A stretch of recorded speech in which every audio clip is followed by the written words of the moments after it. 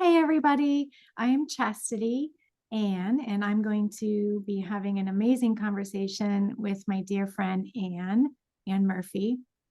And hello, Anne.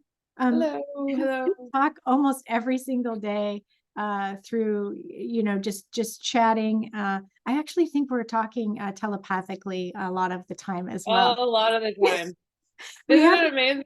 I love not having to talk so much. we have these great conversations, and our paths have found each other or have crossed. We're kind of running parallel right now. And a lot of what we've been talking about and discussing is how have you gotten to this point in your evolutionary journey? And so when we talk about evolutionary journeys, we're going to talk about this is going to be a multi-layered conversation. And I think it's going to be more than just one time that we're meeting and talking about this because it really starts weaving esoteric ideas with regular 3D life. And now more than ever, we're seeing how to bridge these energies and what to do with the things that we're experiencing in life and understanding all the different levels that we never really knew in our personal world. We never really knew that they moved out into a mind control system. Let's just say we'll just start there into a mind control system. And so, like, I'm gonna let you start and open up with how did you get into the great unknown? How did you bring that forward? And what was your evolutionary journey like? How did it start for you? It started for me when I was young because I knew that there was something that I was, a little bit different, or things that I was experiencing were a little bit different. I flew around for a while. I know I used to go up into the trees, and I used to go around the neighborhood a tiny little bit, and it was just enough though. I was always too scared to go further, and I'd come back. And I remember this, quite vividly. I also had the other, kind of two-sidedness of it is that I started having these very strange dreams and visions of just about what happened in the Terminator 2 movie, and the intro where there's the slides and everything's burned down. I'd get these visions of the apocalypse. And what I understood at a later time was like more of this timeline blending, exercises that, Team Dark, I think is just the best way to put it for now. There's a lot of they go by a lot of different names, interweaves within the fabric nature of our consciousness. And it's interesting that I remembered that holographic consciousness insert as a child, as a reoccurring dream, because it was trying to enslave me. It was all part of that. So I guess it was like, I don't know, this whole life thing to me has been a mystery. It's full of these little clues that I've gotten along the way. It's like a little game, like you're going into different boxes, you're solving another level and another mystery, and you just keep going higher and higher into things, exploring. Um, but when I was 10, I was laughing to you right before I got in here. I picked up this thing. It was called Matt Groening, and now I know that he was involved in a lot of this prophecy work, which Nostradamus, John, and the Book of Revelations, all of that are all kind of part of that network of secret society. But yes, I picked up this thing called the Big Book of Hell. I was 10 years old, and if you see some of the terms in here, was talking about how love's a joke, where babies come from. He was telling me, I was 10 years old, all the secrets of the universe, at least from this frame of reference. And I started to realize that maybe like what my parents were doing and what I was being forced into and what life really was were two different things. Now, this had no spiritual intonation in it whatsoever, but it was just the exact fact that there was in fact this audience, and they seemed to be highly intelligent, like this Matt Groening character. And then there were several more along the way as I picked up more books, and got more clues of, hey, what's going on here? I'm kind of waking up looking around, and then all of a sudden I'm a little bit older going, is this really real?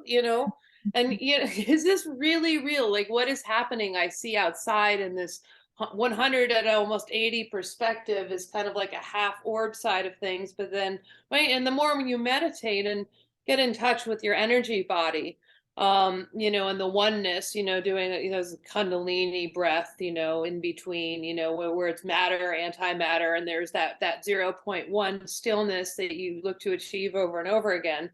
But within all of that, you start to, say, hey, what's going on here? Like, what's happening? It's actually quite a trip. It Yeah. really is. It can be destabilizing, and then it's, and then when I realized that I was only ascending through these different densities, these different higher levels of understanding, as more and more assimilated within me, and I got, like I said, more clues along the way. I'd say that one of the biggest breaks, I love it, it's always breaks, in all the mysteries of this, was actually running into Lisa Renee's work. And that was about 9 years ago. And Wow. I was involved with several people who just insisted, like, hey, listen, there are a lot of bozos, okay? And, there are a lot of people who, aren't necessarily putting out the greatest of information, who have the greatest of intentions. But here, listen, there's several people that you can follow. And I was very grateful for that.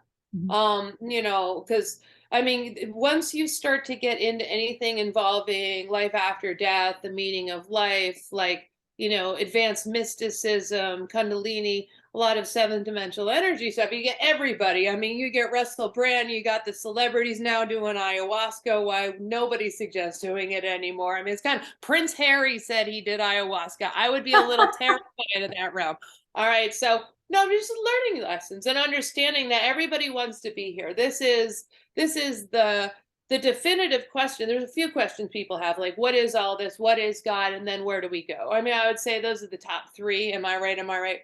But no, it's and what else funny about this is this always still kind of like kept beyond, my 3D mind, because I did jump into 3D mind. Right when I read this other book, when I was 18. It was called The Spectrum of Consciousness, by Kenneth Wilber. I don't know.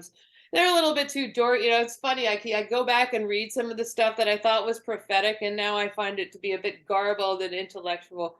But no, but it was important. Remembering all this stuff was important, that, hey, here's a group of people who are talking about enlightenment. They're talking about God. They're talking about meaning. And then, like I said, when Lisa hit me, it was hard, because it made absolute first of all, it made absolutely no sense, but it made so much sense. Mhm. And if anybody's ever had that happen to them before, maybe something you can talk about with your experience, is that I was so drawn to it. She's talking about these blues and greens and my chakras and aligning in there. But the thing that really, really hooked me in was this concept of the negative alien agenda, the NAA. And I take the word alien and I'll break it down for people. Anything that's alien is something that is not of God's creation. That is the original God. There is no word to describe it. Some people try, but that was the original creator of all of this. What we are a part of, as reflections of, and understanding that, and also understanding that we are not living by God's rules anymore. Yeah. That this is kind of gone negative in its own construct. So, I mean, there was a lot of things that just started to occur to me when I was young about the Bible. I saw that there were two gods in the Bible. That's my favorite one of all time. Mean, mean, mean, angry Hebrew Old Testament God. And then you've got New Testament God, who's like, really nice, and saying that there's heaven, and Jesus is the son, and everything's about love. I mean, that nobody could ever explain that one to me. I was a young age, and that's part of the brilliancy of it, is that I never adopted an organized religion. Part of which has allowed me, I think, to uh, have a clean slate. I Mhm. think so. Anybody who's come from a place of indoctrination, and I'm not going to insert any religion here. Let's do that. It's hard, because you have to unlearn a lot of things. But I was given a blank slate, so I think that was to my advantage. I think that's beautiful. I often I know. say, I hope that was a decent summary. But yes, I mean, yeah. when I got on the Lisa, but here's the thing about the Lisa Renee stuff, and I'll end with this, is the more and more, and that was 9, 10 years ago, maybe.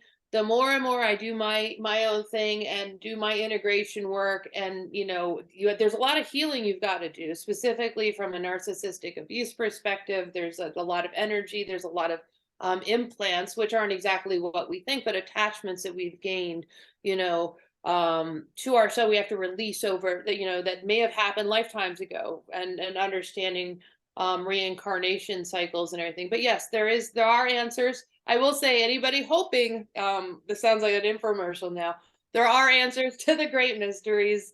No, it really is. It brought me a lot of hope. And when I got all the information and I integrated it within my collective, and didn't just start reading it, but it started becoming a part of me.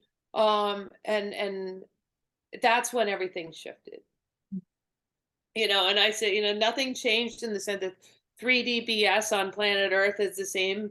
That hasn't changed. My reaction to it is starting to change. I'm still working on that because I think we have a lot to work on while we're here. And then, we can talk about that, later about, what is next and all of this. But anyways, thank you. Thank you so much for letting me be here. I appreciate it. I love your plants.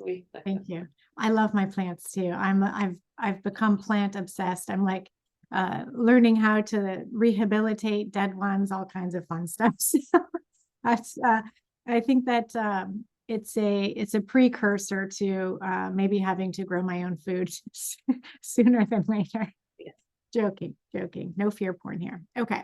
No. So that's I think we might have to be more resourceful. I mean, there are going to be yeah. supply chain collapses, but yeah, I mean, we could have hours of talking. I know there's so much, and even in just with you sharing, there are so many pieces in here that I want to go back to and look at. So the first one is, you mentioned Matt Groening. This just keeps coming up, and you're putting him right in alignment with Revelations. You're putting him in alignment with John, with Nostradamus. And I think that where did that come from? Why did they do that exactly? So it's mind bending for an average person. And I mean, just like we're all normal, we're all average people, just living in our everyday lives, or are we? And we'll get to that. But for me as a child, I would watch television and I could see the programming. I could see that it was mind control. Don't ask me how or why or how I was translating it or comprehending it. But to me, I guess it looked like a lie, or I could see that it did something, and I didn't really understand what it was. Today I do. Today I understand. And I could understand also what parts were examples of showing truth. And anytime you have you can't sell a lie unless it's wrapped in truth, and you really only need I think a very small percentage of the lie to distort the truth. I don't know how if I'm explaining that clearly, but Terrence McKenna has a great quote. He said, "If the truth is to be told so as to be understood, it will be believed." It's about the shifting of the manipulation of the mind within the construct. It's very interesting. Yes. Yes. And so, where someone thinks, oh, this is a television show, it's curious to me that we go from, in these different, I don't know, we can call them epochs. We've got Nostradamus, who is this amazing philosopher who is he's prophetic, right? Sharing all these prophetic ideas, and is taken relatively seriously, but in some circles with a grain of salt. And then you've got the Bible, which so many people across the world look at that as like the end all be all. This is the only book to live by. And that's why I gave the notice about, not having religion as an upbringing, because that's a lot of erasing. Yeah. There's a lot of programming in there. There's a ton of programming. I'm a recovering Catholic. However, I did not participate. Oh, I mean, I went to the Catholic schools, like the CCD. I was in a public school, but so basically I was at church twice a week for the most part growing up. And it was really quite disturbing and scary, because just like I could see a truth and a lie on the television, I could see the same thing in the church. And it was very, very disturbing to me, because it just looked like war and bloodshed, lots and lots of blood, lots of magic, this kind of thing, which actually opened my eyes to what is magic. Hmm. How And to be exactly. yeah. And, watching a priest do a routine, watching everybody, it is a power inside of you. It is an energy force inside of you that would make people stand, sit, and kneel, stand, sit, and kneel, stand, sit, kneel, stand, sit, kneel. I then started chanting prayers. I can still walk into church today and know in a heartbeat. So I like to say I'm not programmed. However, I know exactly what would happen. Is that memory or is that a program? There's so much that goes into this. And doing work with some people that come and see me, I actually can see some coding. This is really creepy. And there's like, when you read someone's coding of who they are, you can Hmm. see people, uh, you can see this behind the verses or scripture. And so when that person who is bound by blood to the controller groups, we'll call them the NAA, because I think that that's a really great uh, overall term. But it's not the only thing that we're up against in this world either. So, but if you're bound to that, magically bound to that, uh, Yes. then when you read certain scriptures, it pulls you a certain way. It's really curious. And so, getting that coding out of your body and freeing these soul, really, it's freeing your soul from these bindings. Well, Is I mean, there's a lot of things that I have questions about, I mean, historically, because you're a lot more the ethereal energy gal. I'm much more the logic reporter gal, and that's great. I mean, this is my logic. That's why I love sharing this, because it's like I am so logical. I didn't Mhm. actually reach this point the way most people do, I believe. So I think it to be a little bit unique. But just about um I don't know, your whole faith in the experience, I guess. My whole faith in the experience. Well, the thing is, I don't really have faith in the experience. I have a knowing.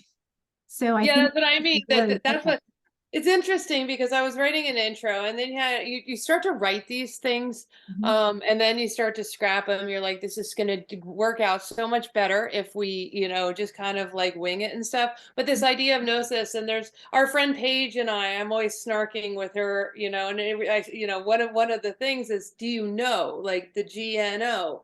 And I think that's like one of the coolest things, in terms of getting into all of this, like what really were our ancient secrets. What are they hiding? They're hiding something from us. Like, I don't care So what much. anybody says, girl, I don't care. Yeah. They are hiding something from us, and they keep doing this to us over and over again, whether it's lost civilizations. They don't like Graham Hancock any. Historians of all shapes and sizes worldwide are running to bury that man, because he's trying to say maybe there was different history.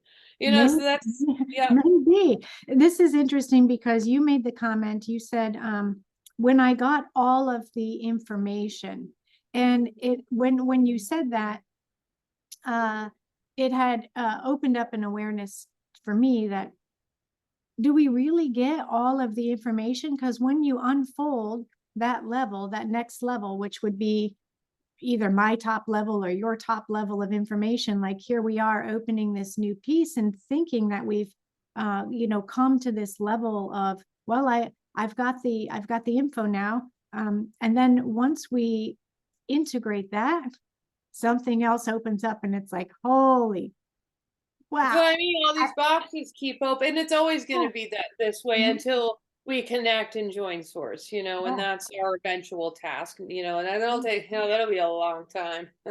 It's going to be, I know. And I know You don't have to worry about that too much. there's, and there's a misconception that it's going to happen like right now, all this stuff. And this is the confusion, I think, with all of us. And with, if we're going to weave Graham Hancock in here, then, the possibilities that, we all came from these different histories, not just one idea of human history, but several ideas of human history. And then, oh my gosh, you start weaving in parallel times. And you also mention holographic consciousness inserts. Hmm. What? I mean, there are so many times you see in someone's field or even in your own mind, it's really, really hard to realize real eyes actually see if something is a hologram, if something was just put into your field of awareness versus was that an actual experience. And that goes back to, speaking of how logical you are, the human brain has no, it does not, the way the body responds to trauma is different for everybody. But I could watch something that is extremely traumatic on television, and my body will respond in a traumatic way, and that trauma then could have happened to me. My brain won't know the difference, and that's how people can also ascend pain too, is by learning how to control the brain, the mind, getting out of this mind control system, this frequency fenced system. And we'll talk about that in order to choose how we respond. I mean, it's beautiful. I love what you just said. Um, and I think it's beautiful because I mean, if you're constantly keeping a system and people and everybody in it in a perpetual state of fear, Yeah. in a perpetual state about worry, about money, about finances, they won't be able to gather or ascertain the knowledge required here with the tools to essentially escape the matrix, so to speak. Yeah. And that's something, it's really, I think, important to understand that, when we're going to talk about, kind of summarizing all these amazing things that like go behind this, like understanding that this is a construct, that this is not the first construct. I mean, that was the most mind blowing one, like when you start to really get into the information, is not, I mean, I remember growing up, like I heard, like, I think it's true, like Plato and my history teachers, like Plato said Atlantis was real, but everybody kind of like, laughed at that, but then you realize, well, start to think about it, like maybe there were iterations of civilization, and maybe that's what they're really trying to hide. And what is that showing? Mm. That they're creating us, and then they're realizing, oh, we might need to, step back on the control mechanism, and put ramp up the control mechanisms. This isn't working out. Yeah. When you give God sovereign free beings, like, different rules, and pretty much unlimited rules here. They're not a big fan of that. And that's another great topic to talk about, like what this big struggle is about. Like, what are we fighting about with them? Why do they want, what is it that makes them so mad at us? What do they want from us? And going into that is really interesting, Mhm. because I think they've had a lot of their privileges taken away, and they're really jealous. And that's the real, I think, part of it to get into is that they don't have the same 12 strand DNA, the same eternal spark that we do. They Yeah. have to feed off of us now. And going into that and explaining that, I think, is really important. Once you understand all of that, it all makes sense. It all makes sense that they're trying to fight for, themselves to take over this realm completely. And we can go into that with what putting a little chip in, and maybe some of these technologies, where I'm talking about in our bloodstream and stuff come from, and what the end game is with that, from a soul sovereignty perspective, from harnessing our souls forever potentially, and recycling us eternally in the metasphere. Yeah. Well, considering that is what we've been doing, is recycling. And Yes. and so our goal is to no longer recycle. Our goal has been to be able to get out. And I think that this is my personal opinion. So take it as you will, but I think that if we weren't at the end of a cycle, we would still have no idea uh, that we're in this cycle. I don't think there would be such a mass awakening and such a mass understanding and curiosity of who are we, what are we, and what Yeah, is what the are we? creator, right? You want to hear something really interesting? This I'm just gonna make a quick point here, and then you can go on. I read somebody's book recently, talking about a lot of stuff we're reading, and basically what it was saying is with the advent of the computer, that the NAA took a gamble because it was gonna like any kind of simulated reality environment and us being able to see that, like starting with the television, like us humans were going to be able to put together that we are living in a construct, and that was a gamble that they took, and Yep. all this momentum into now, like, are we recycling, like how do we get out of the soul recycling matrix, what happens when we die, all of that stuff. I mean, I've talked to plenty of people about it. When I start bringing that one up, they're like, oh please, more info, what's going on, because I don't know about you, but this is what I'm really called to. That's the information I was originally called to because it makes sense, Mhm. because I'm sitting there, like an 11-year-old, shivering in bed going, what happens, and it's like, it's not fair that they don't tell us, and you can tell, and when you start putting all this stuff together, you can see they're not telling you for a reason. Why? Because they don't want a bunch of us awakened, running around as sovereign beings outside of this construct. We Yeah. are very powerful, and yes, we do live forever. We are very special in our Yeah. makeup, and you can talk more about that too. Oh, well, there's so much there. But being at the end of a cycle, Yes, love to know more the about that. well, the opportunity for us is here. This is not just like 3 years of a battle. Okay. This has not just been like, oh, we've just been in this little this little battle with our system in our 3D world. Just our who's good, who's bad, who's saving the world, who's healthy, who's not healthy. It's for 3 years. No, no, this has been thousands of years. This is a spiritual battle. This this this is a spiritual battle, and this is a battle to know who and what we are. And when I think about this because we're losing people left and right. We're losing them, and when we understand more of understanding of making choice, did we make a choice to come here? This is such a big debate.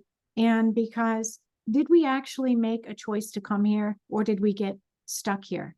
Did we get cattled into here? There's a lot to look at here too, because you have some awakening souls realizing I didn't ask to come here. And you have an entire stream of people saying that just wasn't my choice. And then you've got some people saying, well, I know that I came here for a purpose. Here's my purpose. This is why I came, and this is what I'm here to do. Then you've got a whole bunch of people that are like, what? There's something outside of what? Like what? Who had a choice to do what? I don't get it. Right? Wait a minute. Exactly. So, we're kind of all over the board with that. And I think that first, by understanding that we are eternal beings, that we are first a spirit, and our spirit is eternal. It is eternal. Mhm. And then we have a soul, and our soul is kind of like the little fucker of the group, pardon my expression, but it's like, hey, I want to try this, and I want to try this, and I want to try this. And this is where we get really stuck, the soul wanting to have these experiences. And this is what they try to take over. If they can take over that, then potentially they can take over the spirit.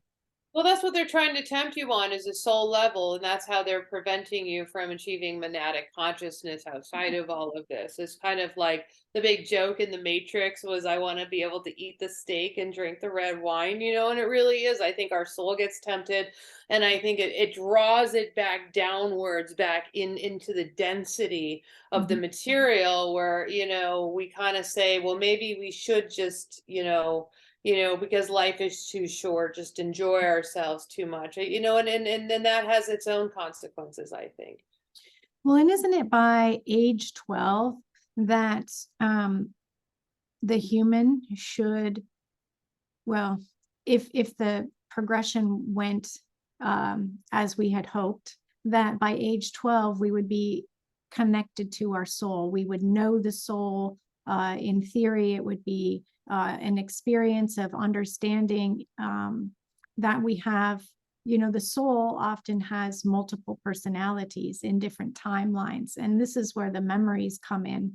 It's And the this is soul fragments. Yeah, this is how the soul fragments connect. Like you've actually taken in other characters that are all connected to you outside of here, which is really trippy because it, you're art until you kind of start to lose your ego and kind of drop this concept of the me, just me, and that you can simultaneously exist as different parts. I think maybe. yeah. No, I think that's great. You said earlier, you mentioned the word break. Like, I'm having a break, like a breakthrough. Well, what I find really curious and is a play on words. First of all, let's talk about who even wrote the books that create definitions like schizophrenia. They call it a schizophrenic break. So someone who has been disconnected from their soul all these years and these memories come back in, it feels like multiple personalities. It can feel like you're being attacked by demons. It can feel like you can't go outside of your home. There's anxiety, all of these things. And that's why there's such a big debate and poll on to disclose or not to disclose, because of us being asleep for so long and not remembering, not knowing. Well, there is actually an inner knowing, but some of us are so detached from it and so far away from it that it's painful when it comes back in. And so some people are very much tortured, especially from remembering or having those cells remember being tortured, like we were talking about. I know, it's the hard part, and I went through actually lots of dark periods of time through doing all the reintegration work because it brought back a lot of trauma. Yeah, Being, yeah. in prison, enslaved, Mhm. tortured. Or even seeing some of the things that you may have done to another person that you would never dream of doing today. I think that we've all had uh, lived on both sides of the fence. So when do you call something schizophrenia and just normal awakening? When is a break um, when is a break a good thing, a breakthrough? Well, here's Anyway, the thing, when you start having these thoughts and you start going through, you see the number of people on your list you have to talk to uh, about this, like, goes to like this. I it mean, goes to that's nothing. the reason why I remember I initially went and found you, I think on Messenger, I think, or early Telegram. I was like, listen, I need more people to talk to about this. There's nobody to talk to. You've sufficiently, I think that it's proven that those of us that are here to say, hey, at least I think I remember, and I want to share this information. You realize that you can count your friends on one hand, if that, and even in a crowded room, while you can uh, mingle and connect, you can only mingle and connect in such a way. There's not a lot of depth, and so finding each other, you and I being able to talk, there's a depth, and there's also um, a multi-dimensional, I don't know, completeness, even in silence. So I think about this, like, let's say I want to write a post. Okay. So like I'm opening my massage studio back up and I want to write a post. So like, why is massage good? I already have all the questions and answered. And so then I tend to like pause and go, well, what am I supposed to write? Because I don't really have anything that I don't know. There's nothing new and creative. And so like, how do you put something new and creative out there? And express something that doesn't even make sense in words, because our language, that's another thing, our language is completely hijacked, and it doesn't, nothing even makes sense. I just said that to my husband this morning and my son. I said, "You have no idea." I said, "English is the worst language." It's terrible. He said the park in the driveway, drive in the parkway. I mean, just a terrible example. Yes, it is. But it was actually meant that way. Everything is inverted. That's part of, when we talk about, being in this inverted system, how they keep lowering us in the densities. How you Mm. kind of explain that is, I mean, at first when we had the first iteration of all of this, like we knew that we were going to live forever, all of this stuff. And I mean, I don't want to simplify this too much, but I guess as we descended from lowers, they kept changing the rules. So it's like we're living in this free computer program. All of a sudden, they decide to program next time, like, well, maybe not so much power, or not so much understanding of what's going on and revealing the secrets. And it kind of basically, I know, the computer simulation theory and holodeck kind of theory, but they have the ability to go in and change the rules.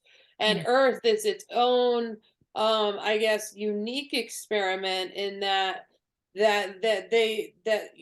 people who I guess could help us in higher level places and said, you know what, this is kind of like more of an earth project, and there's not a whole lot we can do right now, and we're going to let this be. But this is, we are in the lowest level of density that we've ever been. We're at the bottom. We got to the bottom of the barrel. Yeah. Uh, And how did that happen? And I think that's going to be an amazing discussion when we talk about that, because you know a lot more about it than I do. I'm new. There's things that, like, I'm, amazing at, that Lisa's amazing at, that John's amazing at, that Chastity, whoever, but like that's something that you're just so good at kind of explaining, a little bit of the history. well, and this is the thing, uh, with the limited language, I feel like there's no good way to explain anything. I have a friend of mine that actually lives out by you, or well, not in this state anymore. So he actually lives out by you. So it was the first time that I was actually able to be around someone in person, like personally, like meet with somebody that had everything to say with no words at all. And I was like, that's what I want to be when I grow up, right? Just to be able to sit there and not have that muddledness that happens when you open your mouth and sound comes out. And realizing that by the time we actually are speaking something, even if it comes from a higher vibration, by the time it gets down to this level, it's so dense. It's not that it's not helpful, but it doesn't make the same sense. And so moving back to, and this will be another thing to discuss, is the efficacy and the movement we'll be going into with sound therapies, sound healing. And so I think that that's really important. I've noticed a lot of healers these days, and even writers like yourself with the research. There's something happening different to the writing. There's the words behind the words, and there's like a sound and a color to each one of those. And when you start actually realizing this and feeling this is when your purpose starts to come through. You've been going down the path of exploration and research to be able to bring a real tangible, like, look, this was written at this time, this was at this time, so and so said this, look at all these people, and be able to put it together, because not everybody is like me. I'm like, how do you not know that? That just like vibrates right out of your cells and then you float away, right? No, Chastity. Like, we need someone like Anne to bring this here and say, look, here are the texts that show this. Here is how we put all of these pieces together.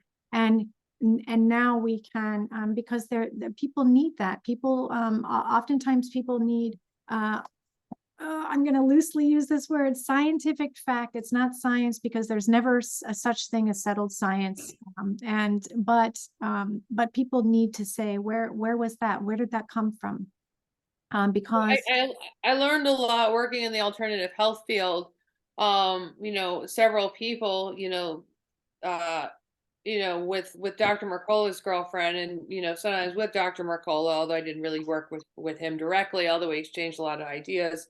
Always said you have to back all of this up with fact. You cannot just go out there and say, sunflower oil cures dementia. It's the worst thing you could say. The FDA is going to be like at your door. There's going to be guns, helicopters. They'll take everything away. No, you can't do that. right, You have to be very careful. yeah, So I mean, but at the same time, I understand because of the credibility perspective, because you're that's right. talking about concepts that are, usually like, hard to explain because there's not a lot of research done. There's not, everybody's going to rush in the scientific community saying, you can't prove that, and it's like, prove God, prove you can't die, all this. And you're going to be harassed and harangued by that. And I listen, I choose to step back from those people. One of the great, amazing parts of working in the alternative medicine industry and that experience that I had in my life was that I learned to deal that there's just going to be skeptics and naysayers, and it's all part of the Borg. It's all like this group speak. Yes. And I saw group speak way before a lot of people did before COVID. So that was kind of unique that I realized that essentially these people have, like, just like you decided, they have made that intent contract, not with, like living, for eternity in the nowness, that they've actually sold their souls saying, I believe in this other energy. I Mhm. believe in this other God. I believe in, the Lucifer, the light. I mean, there's several ways of describing it. I've seen it. I mean, there's some interesting people that I've ran into along the way who obtain the dark arts, and I've watched them. They win money on scratch tickets, all this crazy stuff. You know what I mean? Like they always seem to get ahead no matter what. Like, and you know what I mean? Like that kind of Yeah, stuff. So I do. I and do. you summon it, and it's interesting, but I've always I've seen that that's there. I've seen that people do that, and I've always stayed away from that. I Well, because encourage. there's a price to pay, and there's a Yeah. price to pay. And the thing is, most people don't believe there's a price to pay. Yeah, yeah, yeah.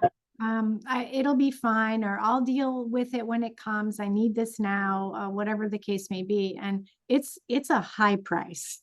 It's not it's not like yeah, it's not worth it. It's not worth it. So it's best, in my opinion, to stay away from it. But I'm in the alternative health field as well. And as a in our state here, uh, uh, massage therapy is considered it's what is I can't even think about. We're healthcare professionals in Washington State.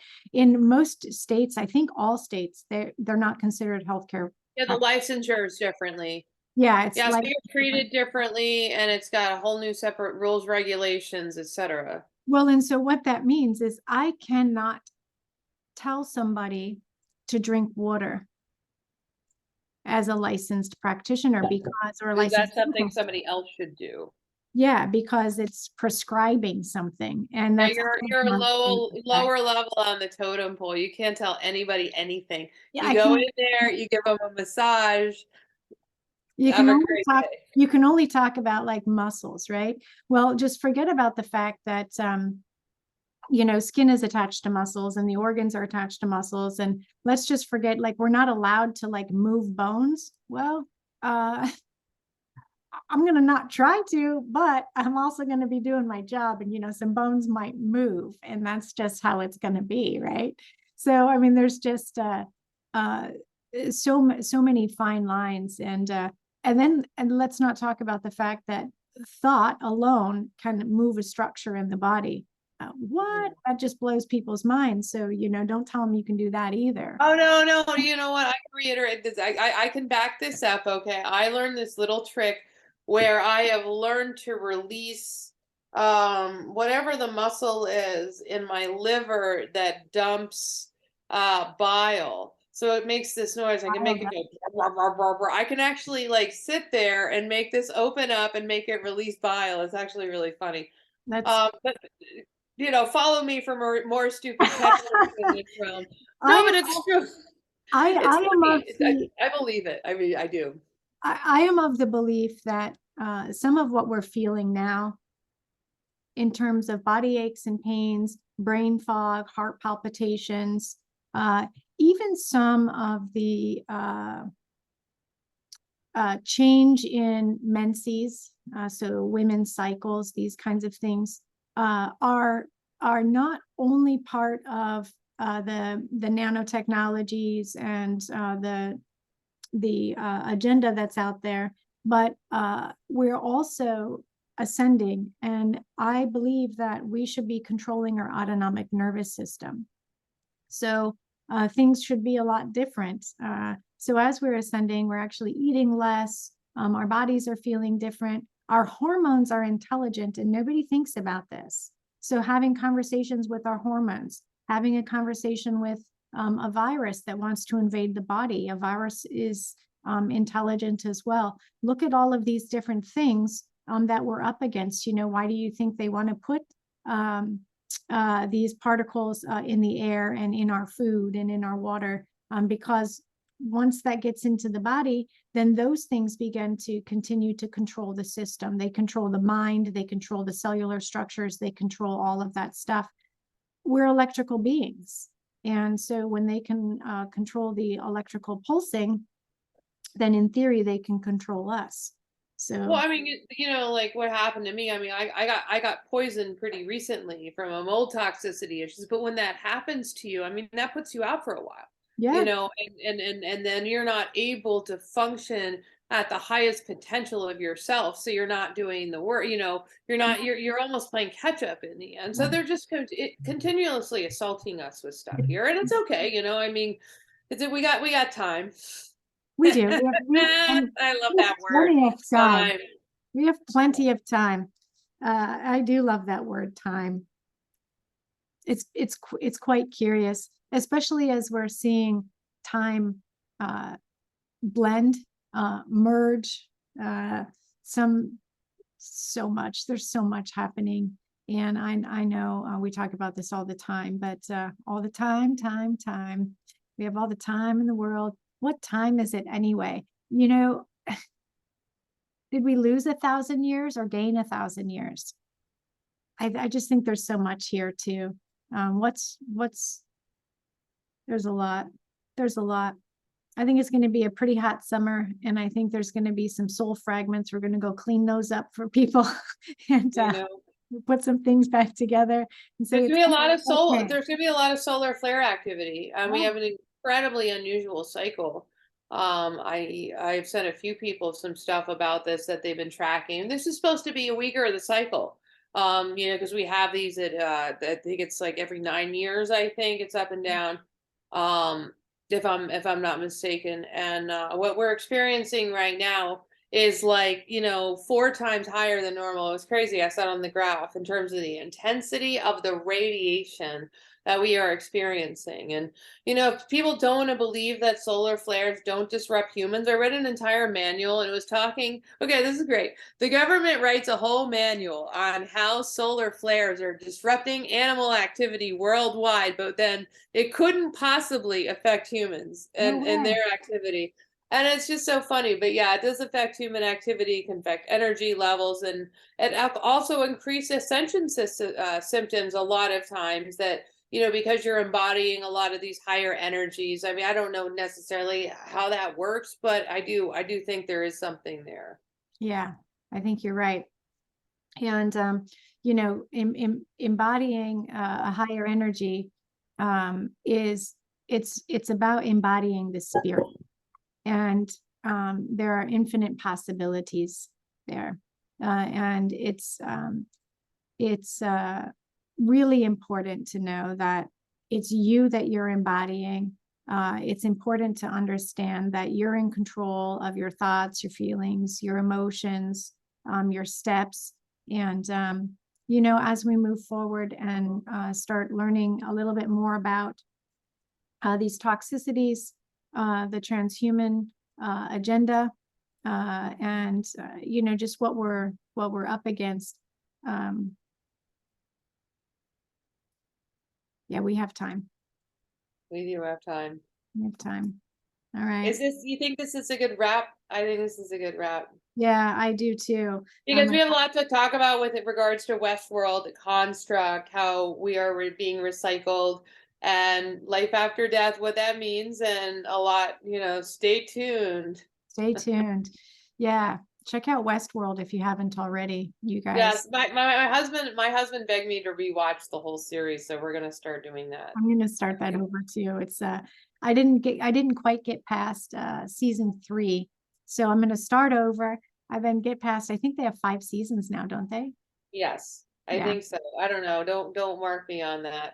4 or 5. I know they at least have 4. I think it's Anyway, 5. I think you're right. it was nice chatting with you, Anne. I Nice look chatting with forward you as well. to- All right, we'll chat soon. Perfect.